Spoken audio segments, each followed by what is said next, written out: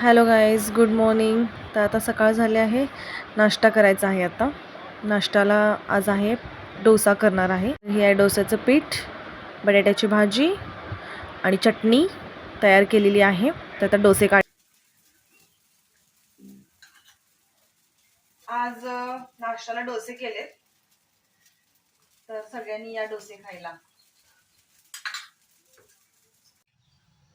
Mummy dosa, mummy dosa. हां दे. हा पदार्थ असा आहे की हा गरम गरमच करावा लागतो. तर आता मुलं खात आहेत, त्यांना भूक लागली, त्यांना कंटिन्यू हवा आहे. तर काढते मी आता, ते बाहेरून हाक देत आहेत मला. तर गरम गरम खाण्यातच मजा असते खरं डोशाची. थंड झाल्यावर चांगले लागत नाही हा पदार्थ. पटापट काढून घेते डोसे मी आणि त्यांना खायला देते.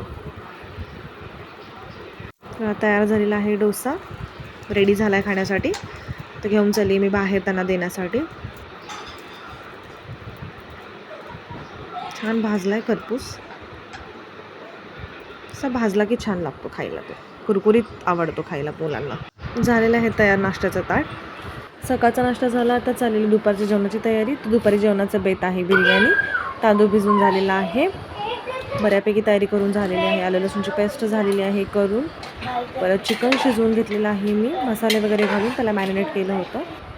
आता त्याच्यामध्ये बिर्याणी मसाला घालते मी, त्याच्यानंतर जाईल थोडंसं मीठ, त्याच्यानंतर मी भिजवलेला तांदूळ घालेन त्याच्यामध्ये सगळा मिक्स करेन. मी कुकरमध्येच करते कारण लगेच होते पटकन. आणि ते मिक्स झालं की त्याच्यामध्ये मी टाकेल. झालं ते हलवून आधी एकदा एकजीव करेन व्यवस्थित. त्याच्यानंतर ते चांगलं एकजीव झालं की मग त्याच्यामध्ये कोथिंबीर टाकेन. कोथिंबीर झाली की त्याचं परत आणि एकदम मिश्रण एकजीव करून कुकरचं झाकण लावून त्याला एक साधारण 3 शिट्ट्यामध्ये माझं होऊन जातं बिर्याणी.